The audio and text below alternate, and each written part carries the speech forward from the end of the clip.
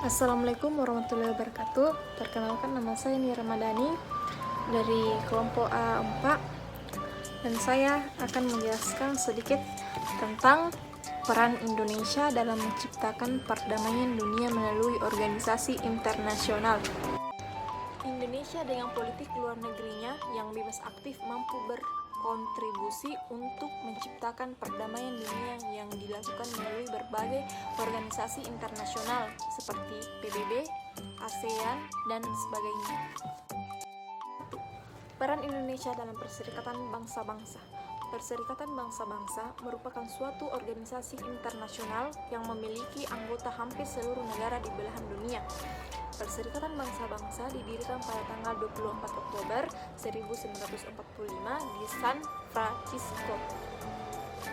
Dari negara-negara baru yang diadakan pada tanggal 10 Januari 1946 di Cruz House, London, dari tahun 1919 hingga tahun 1946.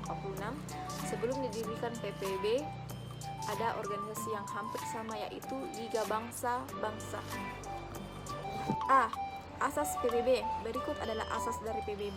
Yang pertama itu adanya persamaan derajat dan kedaulatan semua negara anggota. Yang kedua, menyapa persamaan antara hak dan kewajiban semua negara anggota. Yang ketiga, melakukan penyelesaian sengketa secara damai.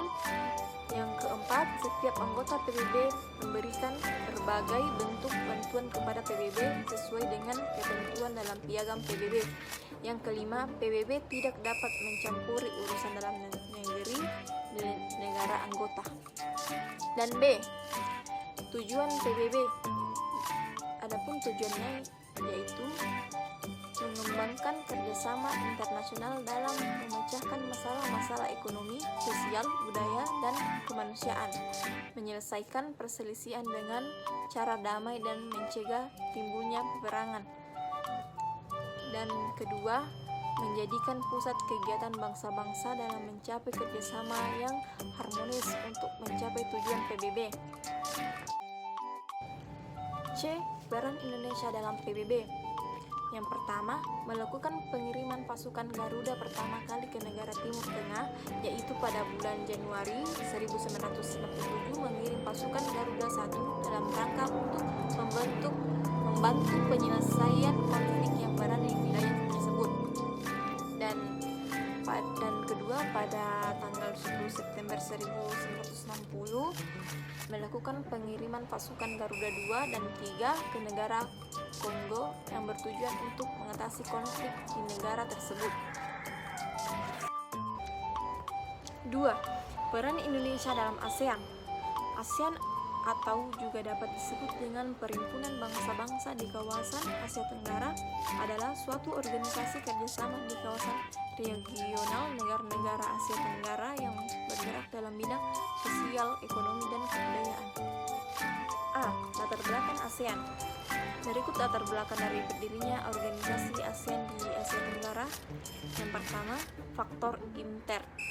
Pembentukan ASEAN latar belakang dari berakhirnya Perang Dunia Kedua dan kemudian lahirlah negara-negara baru yang berada di kawasan Asia Tenggara. 2. Faktor ekstern.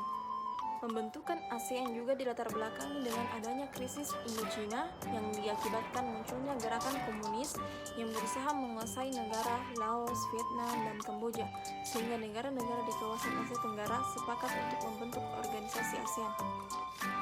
B. Tujuan ASEAN yaitu 1. Melakukan percepatan dalam pertumbuhan di berbagai bidang, yaitu ekonomi, sosial, budaya di kawasan Asia Tenggara. 2. Meningkatkan stabilitas dan perdamaian di kawasan Asia Tenggara. C. Sejarah berdirinya ASEAN. ASEAN didirikan pada tanggal 8 Agustus 1967 di Bangkok, Thailand, yang diprakarsai oleh 5 menteri luar negeri. Yang pertama, Indonesia oleh Adam Malik. Yang kedua, Malaysia oleh Tuan Abdul Razak. Yang ketiga, Thailand oleh Hanaud Koman.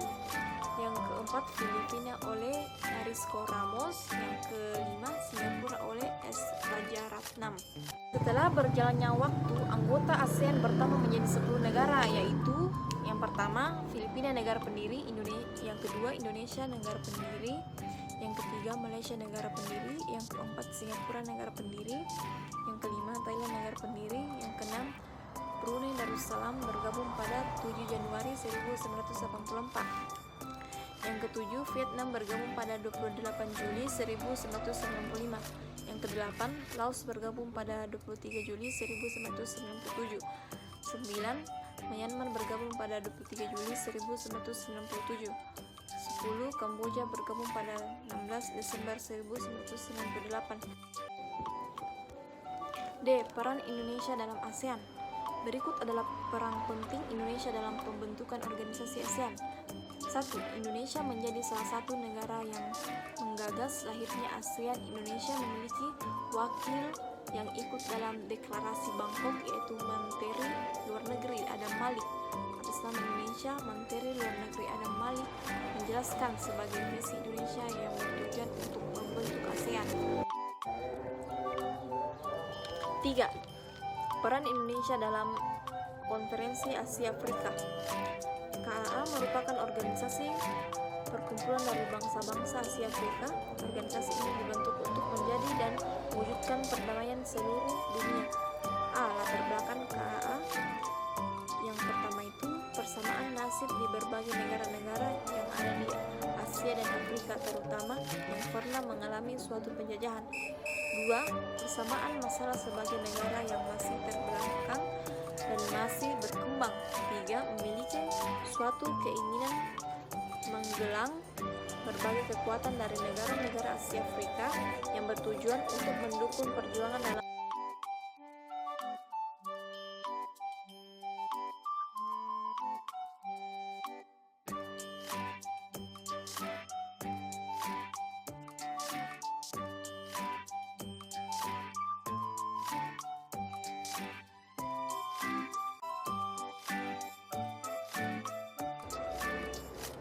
D. Hasil KAA. Berikut adalah hasil dari Konferensi Asia Afrika, yaitu 1. Memajukan dalam berbagai bentuk kerjasama di bidang ekonomi, sosial, dan kebudayaan yang dilakukan oleh negara di kawasan Asia Afrika. 2. Menyerukan kemerdekaan di negara Tunisia, Maroko, dan Aljazair dari jajahan negara Prancis. 3. Menuntut kembalinya Irian Barat, Papua kepada Indonesia dan kawasan Aden ke negara Yaman.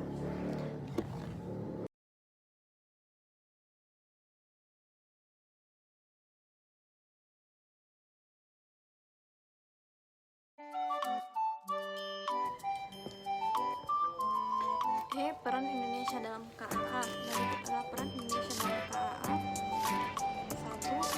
1. Indonesia turun berperan untuk membuka Rasai dan juga digunakan sebagai tempat konferensi mancanegara kedua yang dilangsungkan pada tanggal 28 sampai 29 Desember.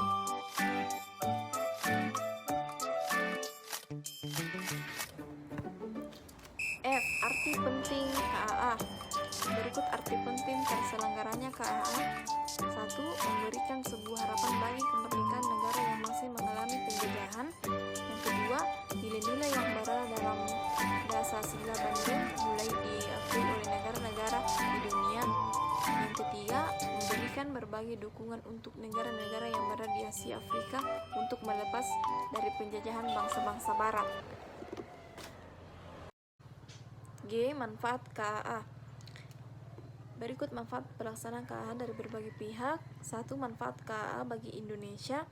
A. Munculnya suatu perjuangan yang bertujuan untuk mengembalikan Irian Barat ke pangkuan negara Indonesia, mendapatkan dukungan dari berbagai negara-negara yang ada di kawasan Asia Afrika. 2. Manfaat KAA bagi negara Asia Afrika.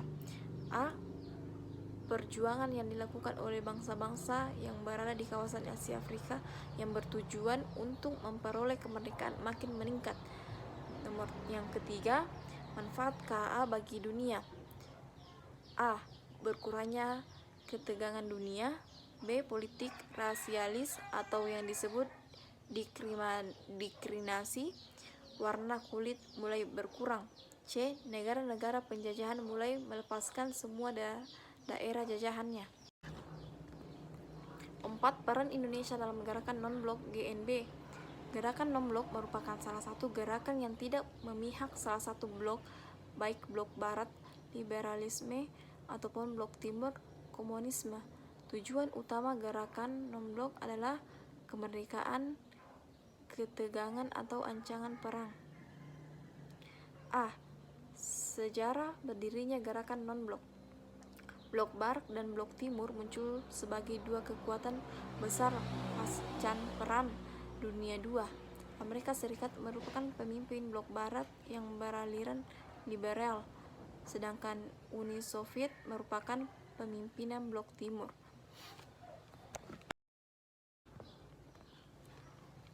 Gerakan non-blok dan Dasar-Sila Bandung memiliki kekaitan yang erat. Gerakan non-blok berikut. Yang pertama, mengembangkan solidaritas antara sesama negara berkembang dalam mencapai persamaan, kemakmuran, dan kemerdekaan.